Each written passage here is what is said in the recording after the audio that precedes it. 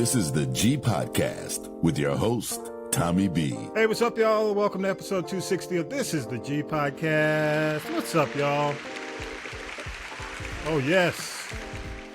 Your weekly recap. Each week we do news, politics, pop culture, that piping our tea from the one and only Tanya B. Tanya B is in the building. Tanya B, how you doing? What's up, Tanya B? Yes. Tanya B's in the building. Talib Shabazz is back. Talib, how you doing, man? All is well, brother. All is well. New computer. Feeling real good. Uh-oh. Yes. I know about the bricks. I got several of them around here. Can't even turn them on. There you go. Hey, what's up, CC? We love you, CC. Country commentator. Fire's back in the building. How you doing, man? I am well rested. I am over the Mardi Gras. Fine. Hey, I hear you, because last week it was kicking your ass. No lie. Yo, that's the only problem, man, the recovery time. That's the only problem about getting old, man. That's it, man. You take old.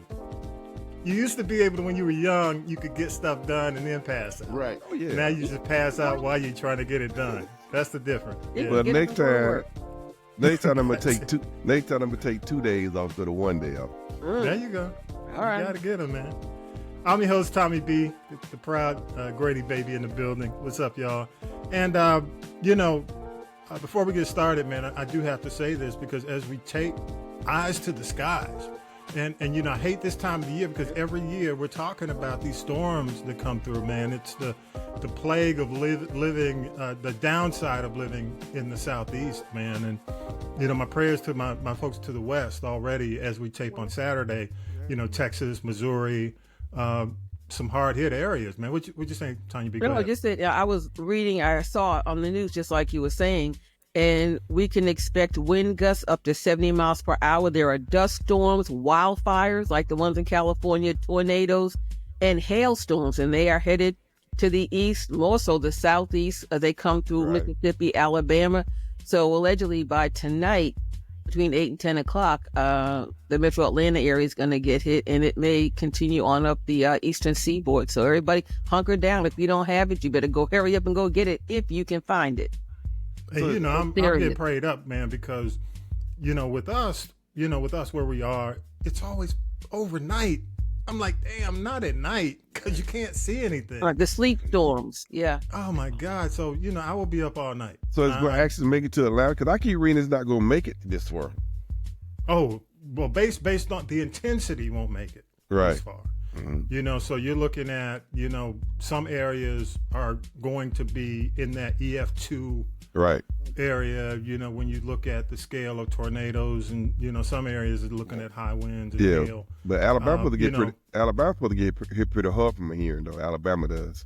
Yeah, and I'm looking at also, if we look at Georgia, if you're on the west side. So if you're over the west Noonan, when, the Alabama-Georgia line, you're going to see it over near 85 and going up north.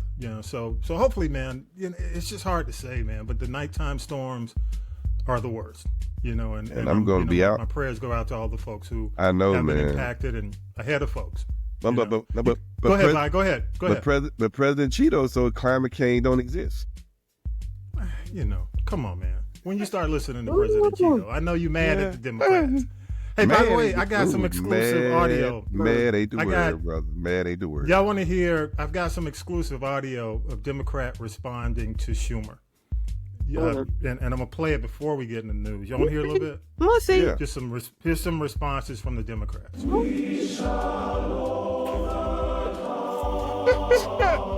Okay, that was one response. You want to hear the second response? Yeah, hear the second. Okay. Still laughing at the first one. That was the second response. Let me see if I can find the third response from the Democrats. Yeah, there we go. They got it together. Come on now. Y'all give it up for the Democratic Party. Hell no. They got it together. I'm trying. There should be booze. There should be booze. Hey, I am trying not to cuss today. I'm trying. They got it together, y'all. I'm They trying got that, it together. Trying not to Yes, cuss yes. today. They got it together. Okay. All right, y'all. Let's go ahead. We'll do. I'm trying to be I'm sorry. Hey, but let me at least say this. I am not GOP Steve. I am not GOP Stephen A. I'm not. Oh, please. I am truly somebody who just wants the party to do better. But I'm going to say this before we go into the news, because we are going to do the political roundtable toward the end. I just see a splintering going on. I think this whole Bernie movement, what you're seeing with Jasmine Crockett and what you're seeing with AOC. I mean, I really and truly see some true fracturing and some separating going on right now. Some true stuff, and maybe it's good. I think it's good for the party. We can't be in lockstep right now. All right. That right. All right, y'all. Yeah. Let's go ahead and do news with Syracuse. Mike, we'll come back right after this. Here we go. News team, assemble! It's time for the Week in News with Syracuse Mike. Are you expecting a recession this year? I hate to predict things like that. There is a period of transition because what we're doing is very big. That comment Sunday to Maria Bartiromo on Fox News. The S&P 500 fell 2.7%, and the blue chip Dow lost 2%, or 890 points Monday. What's driving this is a lot of concern, the back and forth on tariffs, and a trade war which could have a big impact on the price of everything from groceries to automobiles in the U.S. A mass layoff has hit the U.S. Department of Education. More than 1,300 employees were let go in one day. President Trump has repeatedly said that he wants to shut the agency down. An email was delivered to staff after many had left for the day on Tuesday. The Education Department started with 4,133 staff at the beginning of the year and now operates with an estimated 2,100 employees. The Civil Rights Enforcement Division has been hit hard as well. Regional offices in New York, San Francisco, and Boston have either closed or now operate with a skeleton staff. A California federal judge has ordered 6 federal agencies to reinstate thousands of probationary employees who were fired as part of a purge by President Trump's administration. The judge said the firings were a sham and that the government lied to the workers about why they were being let go. U.S. District Judge William Alsup said the following agencies have to bring back the dismissed workers. They are the Department of Agriculture, the Department of Defense, the Department of Energy, plus the Interior Department, Veterans Affairs, and the Treasury Department. The White House called the judge's decision absurd and said they will fight back. The market took another dive Thursday. The Dow lost 537 points, and the S&P 500 hit the correction level, meaning it is now down by at least 10%. This all happening on the same day that President Trump threatened a 200% tariff on wine and champagne from European Union countries. In a post on his Truth Social platform, Mr. Trump said this move was a retaliation for a, quote, nasty 50% levy on American bourbon whiskey planned by the EU. It looks like there won't be a government shutdown. Late in the day, Thursday, Democratic Senate Minority Leader Chuck Schumer decided to back a plan to prevent the shutdown. Several other Democrats joined him in pushing through the spending bill. Despite objections from other Democrats, Schumer says, a shutdown would give Donald Trump and Elon Musk carte blanche to destroy vital government services at a significantly faster rate than they can right now. Earlier, Republicans in the House passed a 6-month stopgap measure to keep the government open. Yeah, hey, but I got to say this, y'all. Shit, they already got carte blanche. So right. It's like, how much more faster can they dismantle things than they are now? I mean, I do want to talk about the whole Chuck Schumer thing and leadership in the political roundtable, but I'll just start off by saying he mentioned that it's not a good look for him, and he's absolutely right. It's a horrible look for him. And candidly, we were just having the conversation off mic before we got the show started. I do see a significant fracturing happening with the party, with the Democratic Party, and quite frankly, I think there needs to be. When you look at the Bernie movement that's going on, when you look at the momentum and the feedback that Jasmine Crockett's getting, when you look at the feedback that AOC is getting, I truly believe if anything, the younger, Bernie still has a pretty young following. Mm-hmm. I believe that the younger part of the party is rising up, and I think it's time to rise up. They need to. And I hope so. I hope they do. What do you say, Tanya B? No, they need to, and no tea, no shade to Mama Maxine Waters and some of the others. But there need to be some term limits here because they just kind of become dinosaurs. And, absolutely. The only thing I'll ever agree with that 4547 said was that Maxine Waters' district was an ish hole.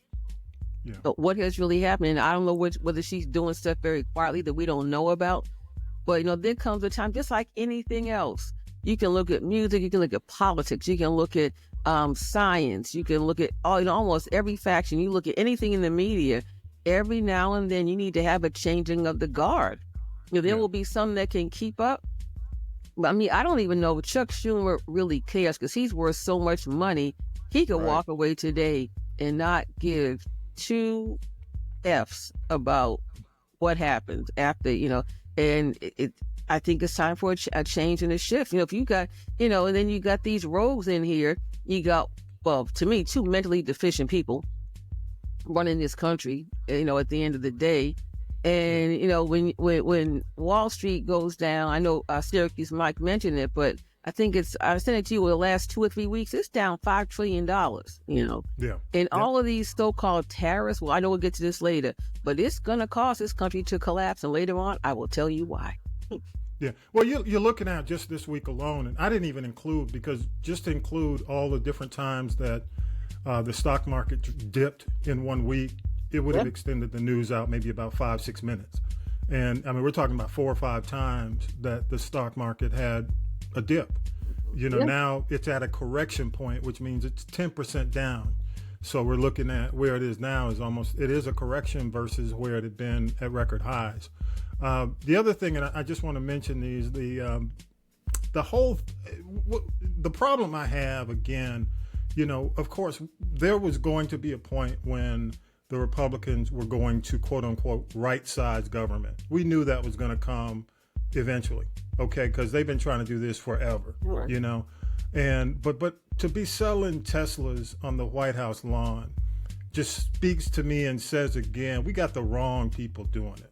You know what I mean? The craziness of you trying to help this guy who owns a company and you trying to help his company succeed in the midst of all the craziness that he's doing that truly isn't, there aren't true numbers to show that all the cuts have benefited the deficit or fixed. It's not. The economics of the U.S., it's concerning.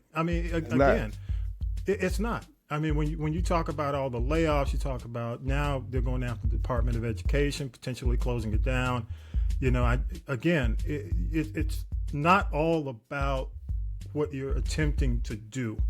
It's how you're doing it and the people who are doing it. And there's no transparency. You got any thoughts on that, Talib? You took off.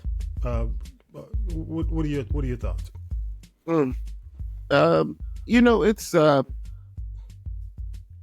It's terrible. Honestly, man, when you look at what's going on, understatement. Go ahead. Right. The fact that, computer everything. He said that at the hey, you know what? I come from radio. So what it looked like to me, we do these remotes. Yeah. It was like a radio remote. He had the tent out there and everything. I'm looking for the hot dogs and the clowns and the popcorn. I'm looking for, it was truly like, giving away T-shirts. Exactly. Yeah. But see, what's even worse is he's giving away data. You've got a man whose number one money making or one of his biggest money sources is data. And you're turning over a database of every American for the last 150 years. This is how he even came to the whole, there was somebody in there that's 150 years old and getting Social Security. No, this has a record that goes back so that you can see someone who was 150 years old who was getting Social Security. So why are you turning over all of these tech people to the biggest database that we have, which is our, you know what I mean? Social Security system, Treasury Department, you know, it's just like, it just doesn't make logical sense. Well, you know, let me ask you this. Have you even thought about the fact that what if the relationship ends? And it will. Oh, it's going to. Right. That's my whole thing. If this thing, which eventually it will, goes south, how can we trust that the information he already has won't be used, my favorite word in this administration, nefariously? You know, how can we trust that it won't be misused? Well, because he's not a guy who is tied to continue as a government official. He'll be in the public sector. Right. He's not because of this. He's not done anything before Congress to solidify his position. Right. He's really just a private citizen. Exactly. Who's got a job. Right. You know, and it's funny because, you know, now that somebody had posted on one of the social media sites President Obama's speech where he was talking about his version of the government efficiency, you know, and, you know, even just him talking about it, you know, again, is there something wrong with what they want to achieve? No. If the end goal is really about finding waste and fraud, then no, there's nothing wrong with that. And everybody in this country should be in favor of that. But once again, the way that you go about handling these things is totally in a haphazard, unorganized, unrealistic way. And you're touting the gains and the rewards that you tout are misleading at best, or just blatant lies at worst. They're just lies. Yeah. Lies. Ain't no misleading, just lies. Go ahead, let me hear from you, Vi. Go ahead. You can't say 8 billion when it's only 8 million. It's misleading. Yeah. That's a lie. That's right, a lie. It's not misleading, it's a lie. It's a lie. And then for somebody to say Hitler didn't kill people, the public, what did he say, Hitler didn't kill folks? It was the public. I said, dude, real? For him to say something like that, and this who you got cutting the government, because he can't relate to us. No. He got too much money, and I'm thinking, how are you saving the government when you're making tens and thousands, 100,000 people unemployment? So who you think gonna pay? Who you think who's gonna pay them unemployment benefits? Yeah, and VA. My thing, VA is a perfect example. VA already can't handle them, and Social Security can't handle the job they got now, and you're gonna make them smaller. Yeah, that to me make it make sense. Make it make sense. Yeah, that don't make sense. Exactly. I just say, God bless the judge who told him this is wrong. These people have to be reinstated. I hope that. My thing is, how long do they gonna get it reinstated? Because he's gonna fight it. So yeah, and see, and now it becomes a thing of ego. I'm the president. I can do anything I've signed is law. Not the case, and we all know that. But then when you have a judge to come behind you and say, this is illegal, this is wrong, you don't have the power to do this, these people get their jobs back, then his ego goes from 0 to 60. So he's got to find another way to either mess with these people, mess with the judge, or just F with the people in this country. I think that's it. You can fire him, but you got to go through the process. You just can't write a letter saying you fired. That's not how. And see, there was a time when you could, but this is not the time. It's about for me trust, and you know, I think with the weight of how can I say it? The best way to say it is these are heavy tasks. Okay, with the type of task of someone who's trying to create government efficiency, you need people who understand the impact. Exactly. And I don't think they I know they don't, based on what I'm seeing. Do you actually because they're having to rehire people, they're having to bring people back in, they're making mistakes. They don't understand the weight of the task. I'm gonna go to you, Tanya B, and then back to you. I'm gonna let you close it out. Okay, Vi said the VA is like years behind. If you want to get disability, you got to wait at least a year before they even review your case. Social Security, all of this stuff. So you have these people that you fired, and then when they get back, they're going to be that much more behind the 8 ball before they left, and they're still not going to catch up. So they're either going to be worked to death, get stressed out, and fall out, or everything's just it makes it worse. I don't know how else to say it, but it's going to make everything that they have touched, that they have screwed up, it's going to make it worse. Well, one of you said, make it make sense. I think it doesn't. Exactly. Just make it make sense. Like the man said, he is Putin hope. It's like he's deliberately trying to destroy America while he's saying, I'm trying to make it great. No, you literally trying to destroy America. Yeah. You are literally trying to destroy it because you won't. Because he's working. I actually really believe he's working for Putin. I don't care what nobody says. Well, you know what? It's interesting you say that, Bob, because I've got, we've had friends of the podcast who live in South Africa, who are in South Africa, who listen to the podcast every week. And, as you know, well, you may not know, we didn't get a chance to put it in this week's news, but Marco Rubio basically said the South African ambassador is persona non grata. He's no longer welcome in the U.S. And this whole tension between America and South Africa's always been, post-apartheid, one of our closest allies. And even Canada, when you see all these relationships that are just being torn apart by this guy, I agree with you, Vi, 100%. If you're looking at it from the outside, it just looks like, how do you say it? It looks like this inside job to tear the country down and tear the country apart. So for people who are looking from the outside in right now, they're saying, what are you guys doing? Okay? Because, maybe this, who knows? Maybe he's a genius and maybe this turns out. There ain't no genius. But for me now, I'm like, oh shit, get your shit together. Tighten up. Right. Can't get it together if you can't spell it. Because it's like you're on the roller coaster and you can't see the end of it. It's just going off the rails. Yeah. Now make it mellow. Tighten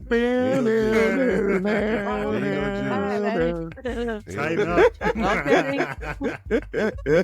For y'all who know about it. Right. I gotta give you 5 on it, but I'll give you £1. Appreciate it. Hey, I gotta say though, I'm gonna move on. Let's just move on. But I do just have to say, look, make it make sense. That's the only thing. Just make it make sense, y'all. You can't. Don't keep us in the dark. You can't. Hey, one last thing, and Howie sent me this. Hitman Howie, shout out to him. Because I want to be fair. University of Central Florida fraternities have suspended. The Sigma Chi's and Delta Epsilon. They're facing hit and run allegations. Go make that make sense. So but that ain't made national news. Well, it's on. I know it's in Orlando, but it is on USA Today, and I will say that. But now, at least from my standpoint, again, I go back to don't look at this as a local scenario. Hit the Sigma Chi's, Delta Epsilon, go after them on a national level. Because this kind of shit does not need to be happening. And then you look at Phi Gamma Delta on the same campus. They were suspended for being anti-Semitic. So, all this action, we hit the cues last week. Right. So, I don't want to make it seem like I'm just going after the Divine Nine. I'm going after the organizations because, it is. I mean, the difference between being fraternal and being Illuminati. What's the difference? You're doing crazy shit that's taking people out and killing people. Right. Imagine what we don't know about. Absolutely. The stuff that we don't know, because a lot of campuses, will hide stuff. It happens. A lot of these campuses where, they deal with it on the low. So, yeah, what were you about to say, Tanya? It's embarrassing. It can affect donations from the donors and benefactors. It can affect sponsorships. It can because it affects their bottom lines. And they don't want that bad PR. Yeah, I agree. I don't know. I don't know if I missed anything, but we can come back to it at the end of the show and get into the political roundtable because so much has happened on the political side. You got that right. We're about to do T, Tanya B, but before we do T, I want to play this clip before we do T. And talk about this right going into T. Here we go. You guys, for the past almost 3 years, I have been living in my car. Ah! I said it. Oh my God, it's out. I've been living in my car. Oh my gosh. If you remember, if you guys were with me, in 2020, I did like 105,000 interviews. And in the interim, I was living with my parents in Vegas. And that was wonderful until it wasn't. I love my mom, but she became very angry. And a lot of her anger, she was taking out on me, and I was her target all the time. And I was like, I can't deal with this. Like, I respect her too much. Let me get out of here.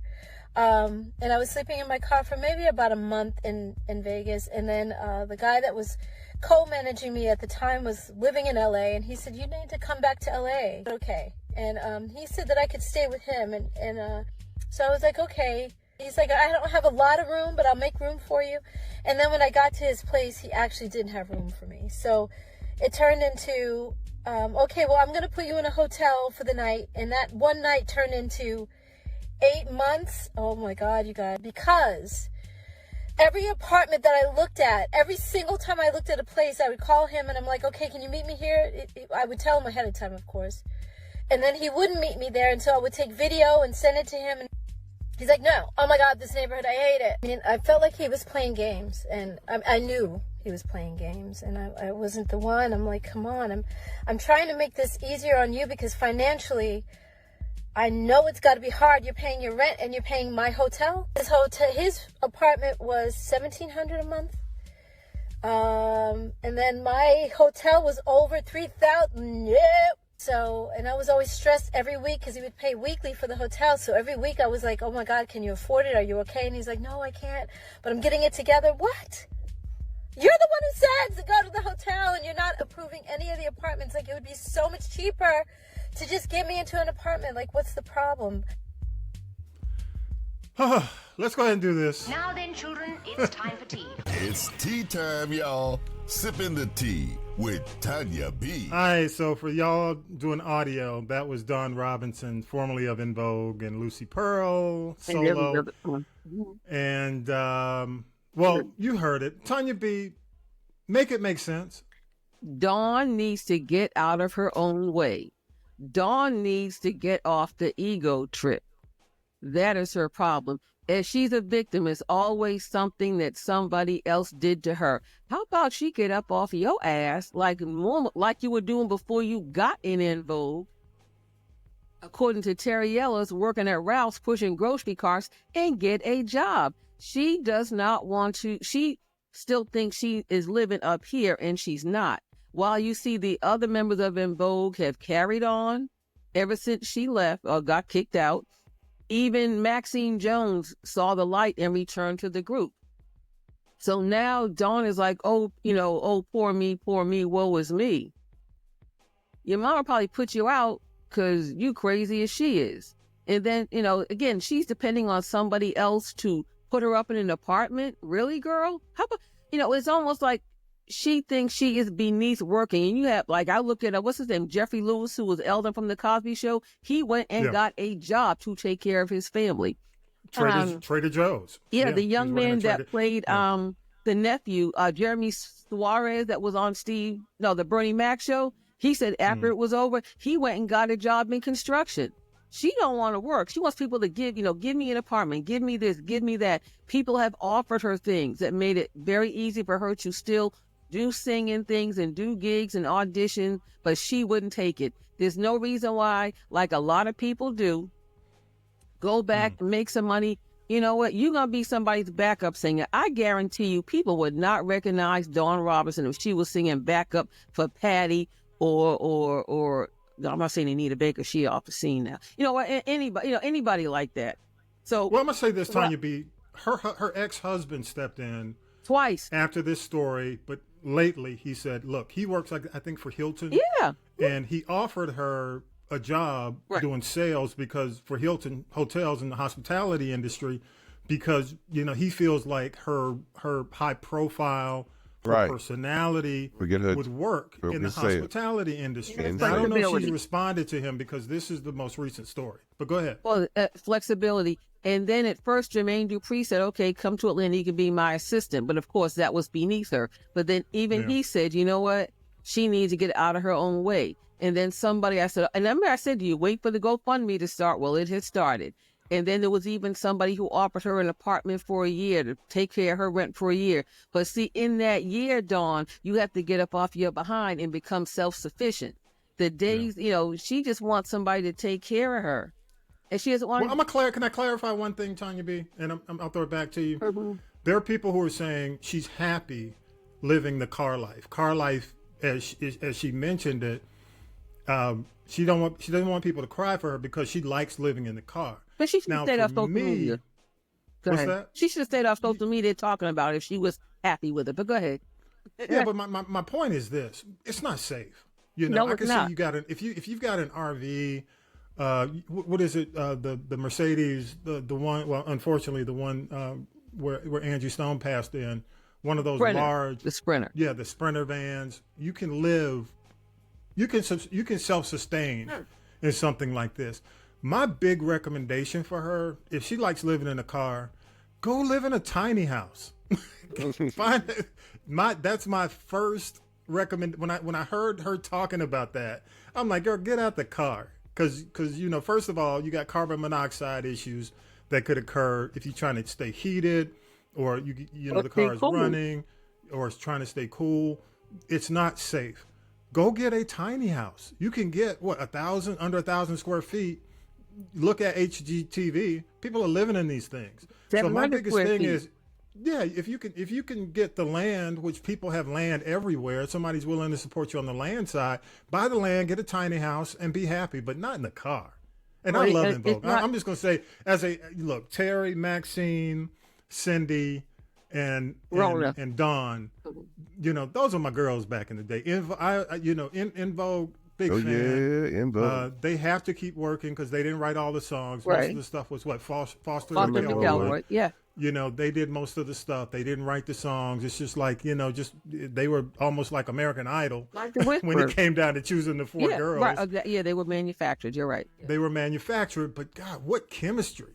When you think about the 90s and you think about girl groups, their voices. In Vogue was like the creme de la creme. You just hate to see it go out like this. I do. Because I was a huge fan. When Hold On came on and that video, I was like, almost choked. Remember when they like, pushed the envelope with Free Your Mind? But again, the thing is, Terry Ellis and Cindy Herron, they figured out the business part of it. I think that this woman was just there for the show part of it. You can't work, you can't live off a show. Yeah, it's sad, but in groups like that, it's kind of like the Temptations. Otis, they ain't come here for you, Otis. Who was that, David Ruffin? Otis kept it together. Otis, what's the line? What's the line? Nobody come to see you, Otis. They're not coming to see you, Otis. But wait. She got the David Ruffin syndrome. Right, but look what happened to the person.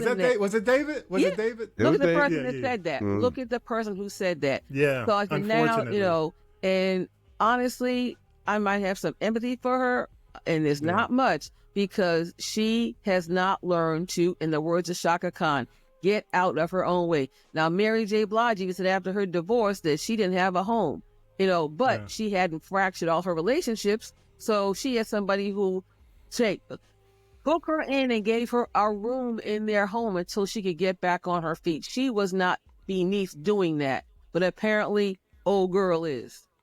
Well, she has become Eddie from the Five Heartbeats. Yeah. It's like this, I wish. She is, it's funny when pushing it. But you burn that many bridges in the business, and I'm sure you'll agree. What's his name, Eddie Kane? The circle's gotten smaller and smaller every day. And don't think that I'd like to hear the people, I shouldn't say I'd like to hear. She just needs to get out of her own way. And at the end of the day, let's call a thing a thing. But when people want to help you and you don't want help, then you don't want to help yourself. I think people are going to get over this very quickly. And when they see the covers pulled back from this whole thing and see what it really is, that, her 15 minutes or her 7 days in the news cycle will end sooner than later. I'm not trying. All right, last word. I'm gonna give last word to Vi, and you got other stories. I want you to leave. Go ahead. Go ahead. But when you listen to it, I'm going, what are you saying? He was trying to get your apartment. I'm going, what were you doing all this time? Nothing. I mean, he was trying to get some. Why you got this grown man put you up in a hotel trying to find your apartment? You can't find your own stuff? Come on, man. He had an underlying purpose, it seemed like to me. And it's hard. Talib, I'm gonna give you last word, Talib. Okay. Vi, did you finish? She don't have any kids, do she? Not to live in a car. No, I'm saying it's just her. How hard is it, the kind of talent she got to take care of herself? That's what I'm saying. She could have been in Vegas singing in a lounge. She could have been somebody's backup singer and made like Lisa Fisher money. Talib, I'd love to hear what you have to say. Yeah, go ahead, Talib. Well, Dawn is always my favorite anyway. You know what I mean? Cindy was hot. Maxie, Terry's like little sister. You know what I mean? Sister, the girl next door. But Dawn was that, like something about her was always just fire. But you know what I found, working in the industry for as long as I have, is that there are some artists who feel that the talent that they possess is what's supposed to pay them, and anything else is beneath them. You know what I mean? I don't know if that is necessarily the case with her. I've never had conversations with Dawn or anything like that. But, you know, even in doing my work as road manager, when I was doing road work with Cut Close, you know, if we would do shows with Invo, and I'd see the new version, you know what I mean? And it was, you know, and I'm like, there is no reason why you as an artist cannot find some kind of work in the field with using your talent. You know, I can understand you not wanting to become a waitress, you know, but to do sales for a hospitality company, you know, in a hospitality type role, I mean, that sales is everything. You know what I mean? So sales is the lifeblood of any company. So if you've got an angle, and you've like got hers, the credibility, you've got the face value, you've got the name brand value, you still have talent, you can do other things that will put you back to where you're supposed to be. So, you know, I really don't know what to say about that one. You know what I mean? Like, what is happening with I'm really just hoping for a wellness check, you know, on her mentality right now, because there is no reason why a woman who still looks like she does and has the talent like she does to just accept what she's given and think that that's, you know, that's everything. I don't get that, you know. All right. Go ahead, Tanya B. What you got next? What's next? Okay. What's next is, I'll do this and I'll get to the real thing. You know, this whole thing in the news cycle this week with Wendy Williams. You know, she's making the talk show rounds via phone, Good Day New York, The View, The Breakfast Club, and some others. And in one of the interviews, I heard her say that she only wanted guardianship to protect her money. And she didn't do, I guess, the rest of the homework to know what else our guardianship actually encompasses. So, you know, the son was taking money. Her care is expensive. It's very expensive. I heard it's like $18,000 a month. Okay. Wow. So you got all this money going out. I don't know what you've got coming in. I'm just going to assume that she still has benefits from AFTRA, from being on television and radio. Then you've got, you know, this guardianship person, as she calls her, who every time Wendy makes a statement, she'll come back and refute it. You've got the judge who told Wendy, don't talk to the media. Wendy did. The judge is threatening to put more restrictions on what's going on. Then you've got, you know, the situation with her going out to dinner with the niece and the facility called the cops on her. And, you know, and from everything I've heard, she seems to be clear of mind now that the alcohol is not, you know, the driving force in her drugs and alcohol. Yeah. So I was trying to be nice, but yes. You know, so she's truth. But then she was in one facility that had a restaurant, that had a bar in it. Why she was there remains to be seen. And she fell off the wagon and she had some alcohol. She took that test. It was 10 questions like, who's the president? What's your name? When were you born? How that defines someone's mental competency remains to be seen. But I agree with her that she needs to go see a doctor. She's got, the lymphedema. She's got the thyroid issues. But, something in the back of me is saying, while she was on her way down, the son didn't help, and he should not have been given. I'm glad they didn't give him authority over her funds, because he was spending money like crazy, which was kind of what started this whole thing with the bank. And then you've got the ex-husband now who's broke. The baby mama left him. His world is falling apart. Well, I have bills. I don't have any insurance, blah, blah, blah, blah. But again, that's karma. Somebody else, ego. And I'm kind of wondering if, I'll say some of this was not, and I don't want to call it a ruse or, it's not, I wouldn't call it a scam, but another way to protect her money. Because as soon as... I want to say something, Tanya B. Right. I know where you're going. I just want to say this. Has anyone seen the movie I Care About You a Lot on Netflix? I've seen it pop up. I haven't watched it. If you have not, watch that movie. Now, it is a movie. It's not a documentary. But it is based on how that industry runs, the Guardian industry. And Peter Dinklage, from that Game show. of Thrones. HBO, yeah. Yeah, he's a little guy, Mm-hmm. Bottom line is, this woman has a guardianship company where she targets people. Okay. When she takes over people's lives to the point where they can do nothing. And she takes their money, she bleeds them, financially, sells their homes, their assets, blah, blah, blah. When she's done with them, throws them away. She throws them away. If you watch that movie, and I'm not saying that's fiction, but when you watch that movie, you see the potential wrongdoings that could play into a guardianship that's not on the up and up. People are helpless, because once you sign yourself over to a judge, if you get signed over to a judge and people say you're incapable, done. You're done. They take your phone, they take everything, and it is like being in prison. Yep. So I'm just wondering. It does, when I hear her story, I hear her doing these interviews. I do wonder. I'm like, damn. Considering the amount of money she has, considering the number of people she pissed off, potentially. But go ahead, I want you to finish. But maybe people who are in the podcast audience have watched that movie. A friend of mine said, hey, you need to watch that movie. And I watched it. And I'm like, damn, what if? But the name of the movie is I Care About You a Lot. And it's I forgot the name of the actress. When you see her face, you'll know. But you see what she does? I'm like, oh shit, Wendy, you in trouble. Molly, you in danger, girl.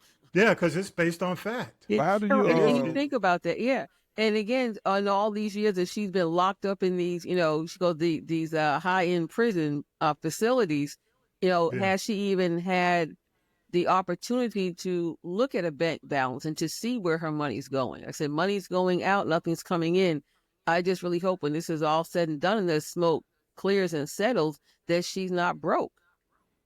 Yeah, but when people start to slip and relatives step in, you have to have people, if you sign your life to people as beneficiaries or caregivers or guardians, you better know they're going to take care of you. Right. Because it could happen to any of us. We could be driving down the street, bam, here comes a big truck. Next thing you know, you're quadriplegic, and next you got the next of kin or somebody you're connected to taking care of you. Right. And you got to know they're going to take care of you. Exactly. Right. But who picks the person out for you? Do you pick the person, or did the judge does? I think the judge picked the person. Did they? Well, not? if you don't have someone, if you don't have a will, if you don't have, all that signed Stuff in already order in advance, your stuff in order, then yeah, the judge is going to step in.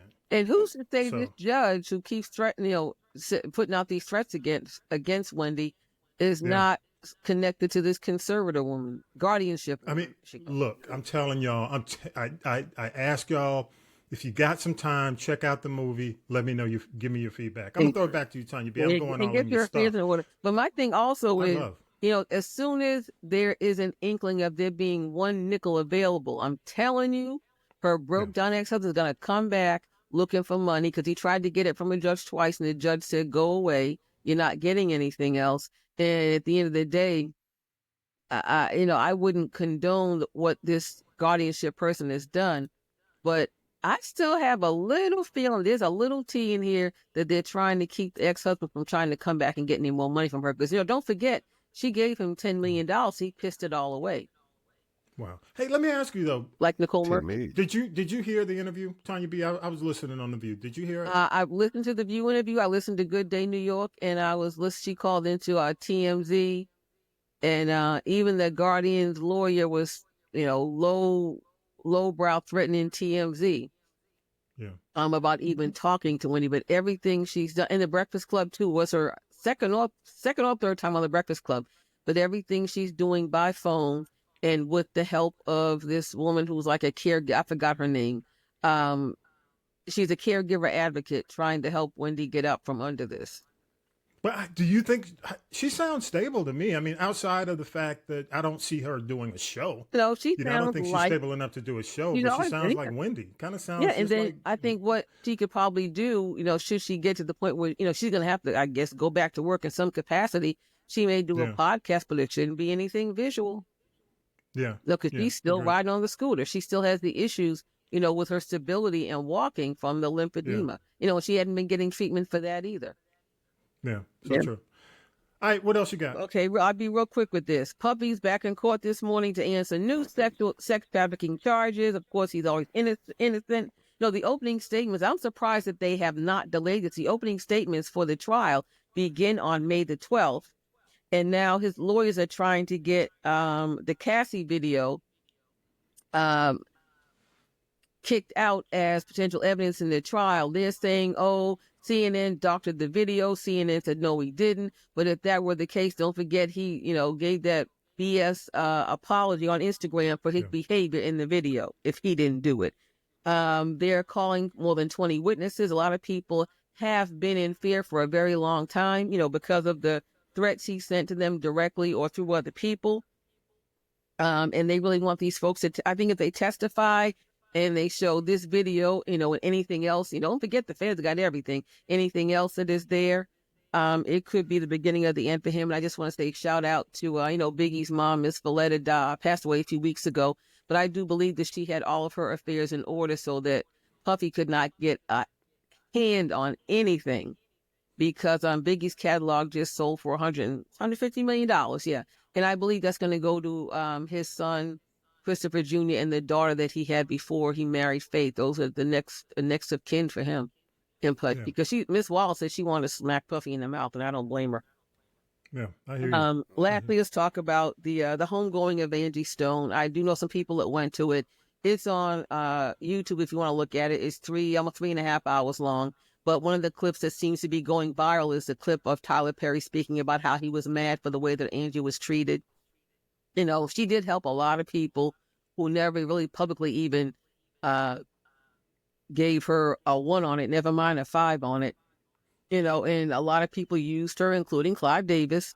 I would just say, if you want to know the story of what she went through, she put out a song about 4 months ago with her son and daughter called Industry. And she said that she wants to teach her children about, this industry. And, it just says, she's like, you got this, you got that, you got that. You got no more money left. Did you keep it? Did you pay yourself? Keep your eyes on everything.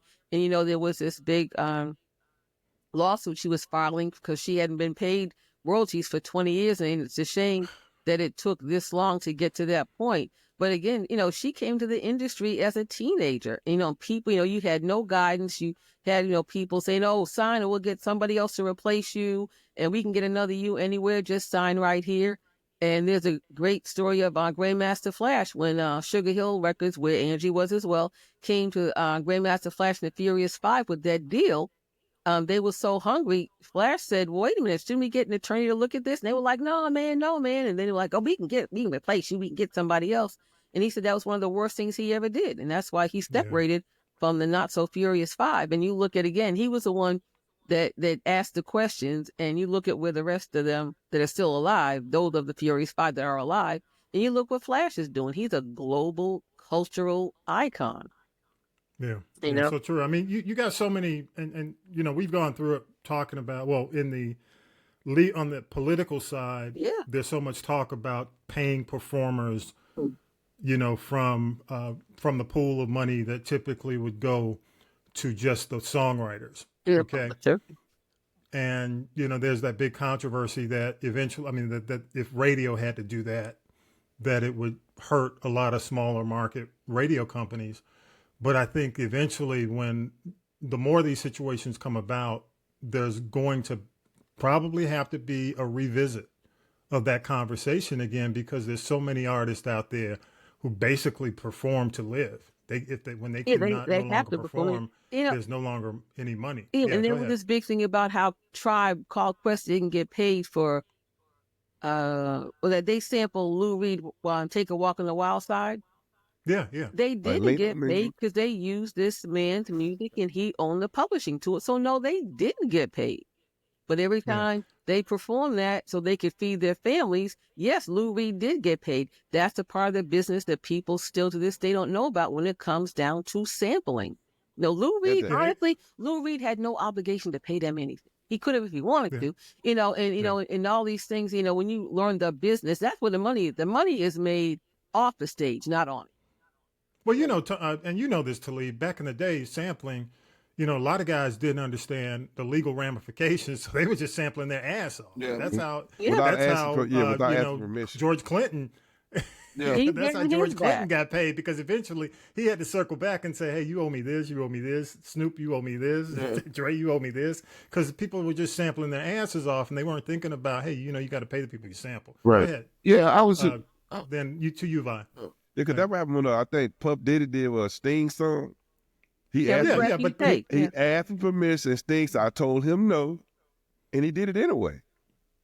So now he said, not Puff. I don't think Puff would get any money off that song. You got to pay me every breath you take. Except at the Grammys when he brought him on stage, when Sting came out. I'm sure he had to pay for Sting that. was probably getting paid. He was getting paid. Hey, go ahead, Talib, we'll wrap it. But if the man tells you no and you do it anyway, that's on you. Well, you know, I will say this, in terms of the rap world, you know, when the sampling really first started, we know why that was. It's because we were using break beats for years, you know, and that was just, you know, the whole live performance, DJ catching breaks type of thing. But in those early days of the samples, when the industry started to really retaliate, it was really ugly, you know, as opposed to it being a scenario where, hey, look, you got to understand how things work. So there is a difference between mechanicals and interpolations and how things need to go. It was really just, fuck those guys, you know, let's get this money. And that Lou Reed, you know, unfortunately, you know, for him to take 100% of the publishing of that song, see, you know, that was a lot. That is a lot. However, you know, but let's look at the flip side of that coin. You know, using a sample gives you instant ear familiarity. Not to mention that was a hit record. You know what I mean? It wasn't just an obscure thing. It was a smash record for Lou Reed. So, and one of his signatures. So yeah, you know, the fact that they used the song like that gave them instant credit, instant familiarity, and because of that, they were able to do a lot more. So, you know, you got to kind of treat the sample at that point like a loss leader. Yeah, and I'm gonna say this, and Tanya B, I'll throw it back to you if you got any more stories. But finally, you know, it was, you know, it was a two-sided coin. Mm-hmm. In some cases, it helped the original. Yeah, where some artists who had been obscure came back into the limelight because of a sample. Yeah. You know, so there were situations where artists would thank hip hop and say, you know what, people wouldn't have, a new generation got exposed to my music because of those guys, and they worked it out. Aerosmith. You know? Yeah, absolutely. Yeah. Without Walk This Way, by Run DMC. Hey, know, Aerosmith's career wouldn't have, been rejuvenated. Go back to you, Tanya B. They were, I know I'm wrapping up. They were a lot more. I would say, maybe I'm biased because I'm from Boston, where they're from. That was a lot more high profile. But then you take a song like I think it's called Rainwater or Waterfalls or not Rainforest, whatever that Jeff Lorber sample was. It was used for Crush on You. Okay. Oh yeah. That Jeff was one of Lorber. those obscure records, or people that take album cuts and they use a sample. And I think, if you use so nobody really, that brought, Jeff Lorber had his own audience that wasn't hip hop or R&B because he's a jazz dude. But it really made him, he said, a lot of money. And that was kind of like, you have people like Stevie J might be crazy as all outdoors, but when it came down to the talent and him finding those samples and loops and, and making these hit records, you got to give him that. But, for Jeff Lorber, it was a lot of extra money that came in a time when he needed it, but it wasn't as high profile as a Walk This Way. And truth be told, we know, being insiders, we know about Lou Reed, but that kid up in the Bronx that heard Tribe probably didn't know what a Lou Reed was. But the thing about it is, when it's one thing, like Patrice Rushen said, when Will Smith came to her asking for permission to use her Forget Me Not sample for Men in Black, she's like, that's not a sample. You're using my entire track. That's just like Rogers and Edwards with Rapper's Delight with Good Times. They used that whole track and they should have gotten credit for it. Yes. Okay, like I'm off my Shaka was soapbox pissed off now. about Through the Fire and Kanye. Exactly. But real quick, and then you can go on and wrap it. Okay. On the other note about not getting paid, the situation with Jamie Foxx and the Jamie Foxx show, where the guy who basically the one Bentley Carler, who does a lot of black shows. Mm-hmm. Right. Yeah, he basically said he wasn't getting paid. Basically, whereas he's getting money from Martin and all these other shows, he still has not been paid for the Jamie Foxx show, because whenever he goes back to WB and asks them about it, they say, "Oh, we're still in the red." For the number of years that show has been in syndication, they're in the red. They tell him that we still have not made our money back, so we can't pay you. That's the kind of mess that even the record companies do the same thing. Record companies do the same thing with a lot of these guys who are attempting to go after money for sample. Yeah. I'm gonna go ahead, Tanya B. No, that's about the forensic audits. A lot of them, I don't know about Bentley, Kyle Evans, but a lot of these, I say even some of the R&B and hip hop artists, and perhaps Talib can speak to this, they don't have the funds to hire a forensic accountant to do all that. No. The label's not going to do it. And, just to go back, what you talking about, how, artists getting paid. How about the record label takes a lot of what these artists should be getting? So they're double, triple dipping because they all own a piece of all of these Spotifys and Amazons and Pandoras. Right. So they're double dipping by taking money from the artist, and, they hold it and they might give them a tenth of a penny. So let's look at these labels, because they're doing that because they're not making money because nobody buys records anymore. Well, no, that's not necessarily true. The downloads are still happening. Downloads are still happening. You know what I mean? Yeah. But the whole thing is that where is the accounting for the downloads now? Right. That's the real question. The labels are taking it because they own the services. Right. Yeah. Exactly. Yeah. I know that why Snoop Dogg, he took all different music on Spotify. Did he do that? Mm-hmm. Snoop Dogg, took it off. He took all different music off Spotify. He took all until they can come to some kind of better agreement. Yeah. There's a new there's a new one out there. He put it on that streaming services. Tidal, I think probably. He put it on streaming service. All right, Tony B, what else got next? Let's wrap it. Not so much. Just that a lot. How a lot of people in this entertainment industry, they drink a lot, and I think a lot of people are going to stop drinking. And those who are alcoholics are going to have to go cold turkey and smoke a lot of cigarettes, because with this whole thing, with this 200% tariff on European wine and champagne, a lot of people, I know people that are already, first of all, how are the bars going to survive? First of all, that's going to affect people's jobs. Okay. The other thing is, and one of my neighbors said, I'm getting in my car, I'm going to Tennessee and buy a whole bunch of Jack Daniels, all this stuff, and it's interesting that a lot of this high-end alcohol, these rappers are putting videos to make themselves look, so. Mm-hmm. And now they can't even afford to drink it. So, it's just like the price of eggs went down a little bit, but we can go to get tofu. there's going to be a whole part. Remember back in the day when it was illegal to make moonshine and corn liquor or whatever you call it? What do you call that stuff? Moonshine. Watch that make it come. It's going to make a comeback because people are not going to pay $300 for a $75 bottle. Well, maybe some people don't care, but a 200% tariff. You know, I'm living out here with the stills. Okay. I'm living out here with the stills. So it's like remember on Andy Griffith how they had Otis the panel drunk would go to this still and they had the sisters who said they had a magic flower growing. I'm not saying I'm going to the stills. I'm just saying. Just like, hey, forget about buying CBD oil and THC and weed. People are just going to start going drinking moonshine again. That's all. There's some moonshine. Hey, you see that mason jar? Get ready. There you go. I just picked up a half gallon. Where did you get yours? I'll hook you up, Tanya. I'll hook you up. My guy, he's a master. He's a master. They got some good flavors out there now. Oh, yeah. Dude, the moonshine man is the new weed man. I seen Vi with that mason jar. Here we go. All right. The political roundtable. Yeah. Vi, you still got hold up that mason jar, Vi. I don't. So we got a half gallon.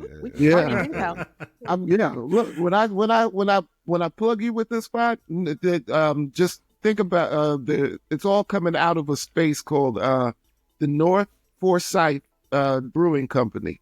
NoFo. They call themselves NoFo. Leave it at that. NoFo. It's a legit thing. It's a legit thing. I'm not. I'm just. Say the revenue I don't mess with the revenues. I already know. You started calling them, talking about them in the first place. But yeah, no, this is all legit. And the guy he's a master. Truly, he's award winning. Yeah, it's incredible. Well, they need to give you an endorsement deal. Thank you very much. Yeah, we'll talk about that. We're in the midst. We're in the midst of got to keep them vices rolling. All right, y'all. Hey, just real quick on the political roundtable. We already talked about this for the most part, but the Schumer thing. You know, Schumer lets the Republicans off the hook again. And there are discussions about possibly having AOC primary him because he's the senator in her district. You know, she's a part of the House. But folks are talking about her potentially running against him and primarying him. So I'll start with you, Talib, because you're a New Yorker, former New Yorker. What do you think? Should she do that? Should AOC primary Schumer? Somebody should. Somebody should, yes. Who exactly it will be, I do not know. But it's time for him to go. You know, listen, I keep hearing people talking about the uniparty. You know what I mean? And that's what this whole thing is looking to be right now. And if I don't mind the uniparty, but there needs to still be somebody else there who's going to represent what interest they do not. And it's obvious what they're not representing right now. So if it's AOC, if she really thinks she can be a senator, you know, or she thinks she's got the backing for it, yeah, I say go for it. Otherwise, stay your ass right where you are and keep doing the job that you're doing. Because that's equally as important. Yeah, for sure. Go ahead, Vi. I want Sebastian, unless she thinks she got to vote. I don't want her to be another Kamala. Right. Run and don't win, 'cause at least she's in the House. And then I know I guess this is horrible. My thing is, I feel angry and I don't think, because I know a lot of those folks who getting fired, they voted for him. They voted for him. I guarantee I wouldn't be surprised if at least 75% of the folks who got fired voted for Trump. Yeah. Okay. But no. All right, go ahead, Tanya B. I say that's what you get. You know. So you're saying AOC should primary? Oh no, I think she should, but you know what? I guess part of it also has to deal with, okay, if she challenges Schumer, then who will fill her current position as well? And that's my point. It is time for a changing of the guard. Like I said, no tea to Mama Maxine and Schumer and all of them that have been there for 99 years. You know, just like other jobs have term limits. You know, and it's really concerning because we haven't felt the full impact of all this mishigas that's going on right now. And yes, some people may get their jobs back, but it's not going to be the same. I still predict that the economy is going to tank. 45, 47. Of course, he'll never admit that because he'll never take accountability for it. He'll try to blame it on Abraham Lincoln. He's going to blame it on Biden. Yeah, Yeah, he'll Biden go and back to Obama Lincoln, and Abraham maybe Lincoln. to Washington, Because George Washington. Abraham Lincoln freed the slaves, shouldn't have done that. Yeah. You know, and I predict this whole thing with him and Putin is going to implode. The whole thing with him and Elon Musk is going to implode. And why that man and his son, who looks like he's about on the same intelligence level as him, what they're doing in Air Force One with our tax dollars, that's enough to piss you off right there too. So, you know, one other thing, and I just say, just like I told Lucy McBath, don't do it, because it's almost like that. She would run and she would lose. Then her seat would be open, and then we'd be left vulnerable here in Georgia. Tiger Woods, you better be careful. We know he has a type. He likes European blonde women, but Vanessa Trump, he better be careful. Right. You know what? I got you. No, he would deserve whatever comes his way because you knew better. So, you know, we wanted... look, we gonna trade. Only person I trade him for is Stephen A. Smith. But you know what, Tiger? Retire. Right. It's time for you to sit down, retire, and just deal with it. I don't know how we got to Tiger, but but we'll leave it at that. But you're right. I mean, really. Hey, my next thing though, Atlanta Mayor Andre Dickens, and I know not everybody's from Atlanta who listens to the show, but Atlanta is a big, you know, basically indicator in the Southeast, and you know, influences a lot of what goes on around the country. He announced the fact that he is running for a second term. He's got a war chest, I think, of about $1.5 million. That's a lot of money. High favorability numbers, and no one has stepped up to even announce that they're considering running. Should someone challenge him? Of course. I like to see it, but nobody wants. That's a job nobody wants. So he'll probably be a shoe and he'll probably win again. That's a job nobody wants. And I'll go, Talib, you said. I mean, I've been impressed with Dre so far. You know what I mean? The guy shows up to places. He's, you know, see, this is okay. Right now, I don't know if it's really his style, or he's just got good people around him guiding him. But the man shows up at different places at different times. He's really giving that man of the people type of feel, and I can respect that. Second thing is that a lot of his programs, you know, with the housing, the low-income housing, and this, that, and the other, that is on a serious increase in the city of Atlanta. And, you know, he just seems to, I like the fact that he's older, but still youthful. You know what I mean? So, like I said, I think that he should run. I definitely think that there should be some competition. You know what I mean? There should never be. Always, just to kind of. And to make sure that, you know, it's a system of we are supposed to have a trusting system of checks and balance. So let's keep that. Let's keep that going. Plus, we might find somebody that might do a better job. But so far, and I'm going to say this, and I'll go to you, Vi. You know, I think he has done a great job because of what you said. You know, when we had the crisis with the water pipes, you know, that were breaking all over the city, he would go out. He was there. He was on site. You know, the only thing I think that has challenged him has been the safety. Cop City. Police. Cop City. Cop City. Yeah. Cop City's probably been the most challenging issue, but I think that's going to be an issue that's going to affect his how do you say it? His polls with the progressives. Like the progressive movement is going to fight him the most. The middle of the road Democrats and, you know, the more conservative in the city of Atlanta will probably go in his favor. The only other person I think may run is Norwood. And she's lost how many times now? You know, and that's the white female. Because now Atlanta is probably the closest to 50-50 or less black to white. You know, it's lost a lot of black population. So the only other thing I would see would be Norwood potentially jumping back in because she feels that she can appeal to the white grievance in the city of Atlanta. That's the only buckhead. That's the only buckhead. Yeah. Quite frankly. Yeah, because the ones that are moving into the West End, they're not worried about that. You know, I'm moving. I'm buying a home, right? So every day I get in my car and I drive around different neighborhoods where I think I may want to live. And I see the pockets of gentrification. And I cannot tell you, like, I never thought I'd see somebody who didn't look like me on Sylvan Road. I know it. Okay. Let me tell y'all. Oh, go ahead. Because I got Lee and White, Donnelly Avenue. That's already been taken. It's just, I mean, even going out Hamilton E. Holmes and going out Bankhead Highway, I'm like, what in the entire hell? Maybe I need to get myself a renovation loan to go fix up something and live in it. But let me say this to you, places where you would least expect people to live in, some of these places that have, lower income residents don't have the $800 and the $1,200 taxes. They got $5,000, $6,000, $7,000 a year taxes, and that to me is crazy. That's crazy. Well, I'm gonna say this as a native, as somebody who grew up in the city. I mean, some of the stuff when I see white women jogging with the little baby dogs, earbuds in with no ear. the L's from Legally Blonde. Running in some of these areas, it blows my mind because it's these areas where the projects used to be.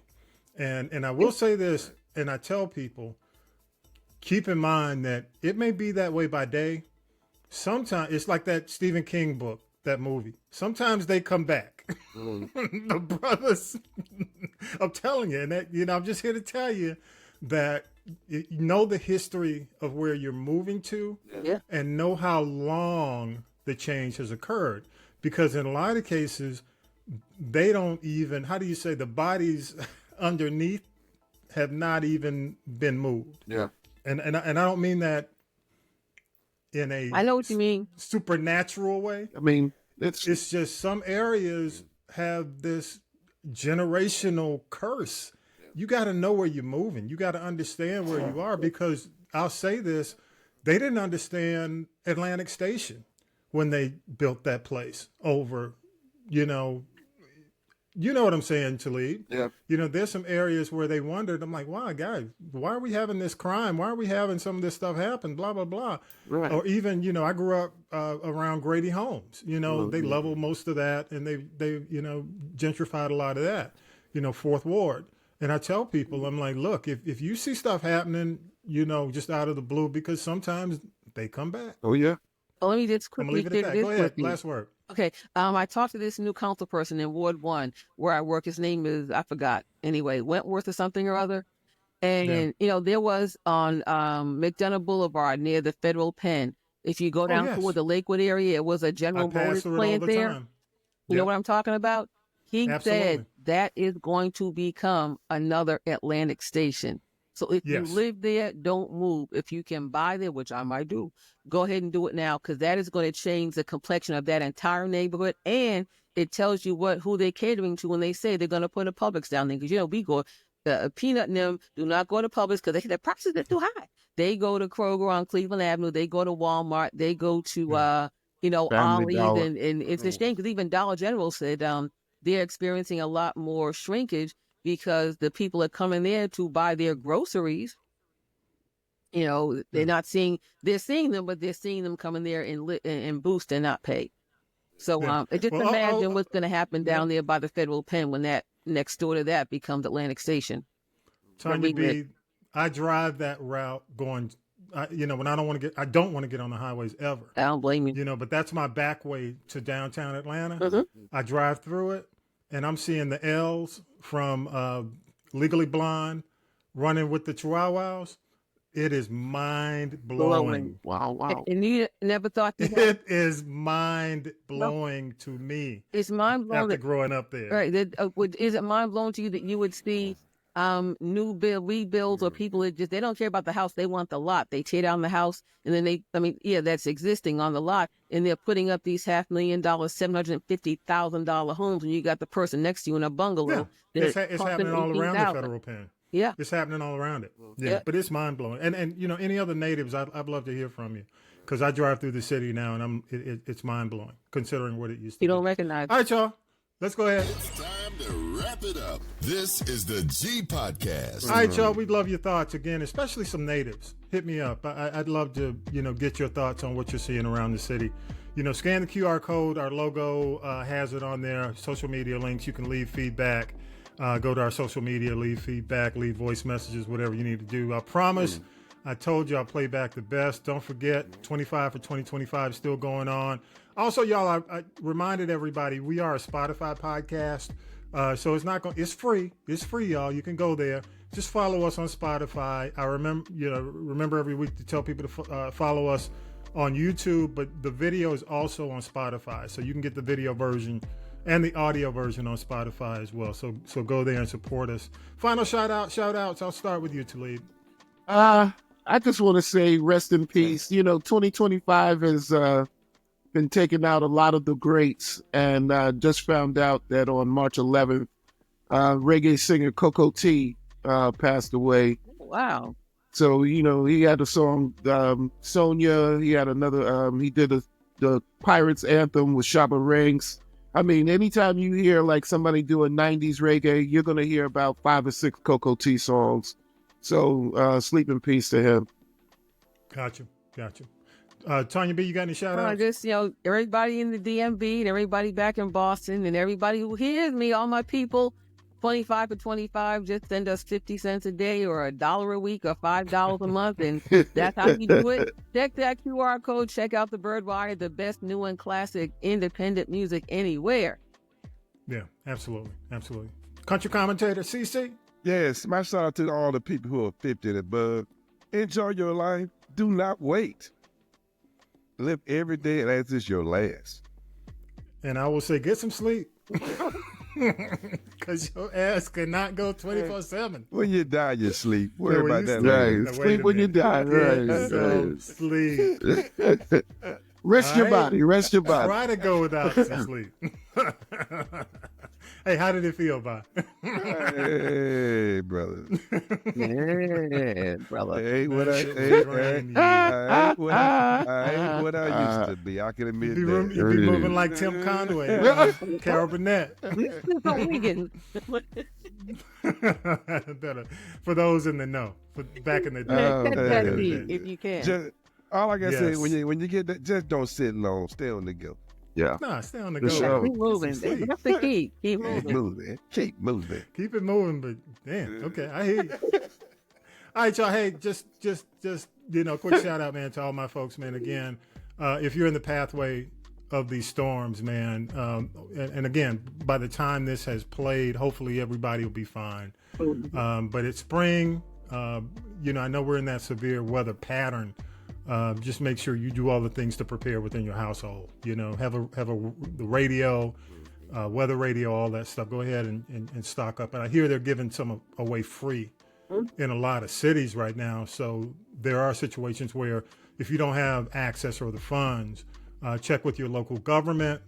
And in some cases, they're giving them away free. Fire station. Right? Fire station. Yeah, fire stations especially. There you go. All right, y'all. With that, episode 260's in the can. Gotta say peace. Power to the people, y'all. Have a great week. Peace out. You've been listening to This is the G Podcast. This is the G Podcast is a production of the Castropolis Podcast Network. Thanks for listening.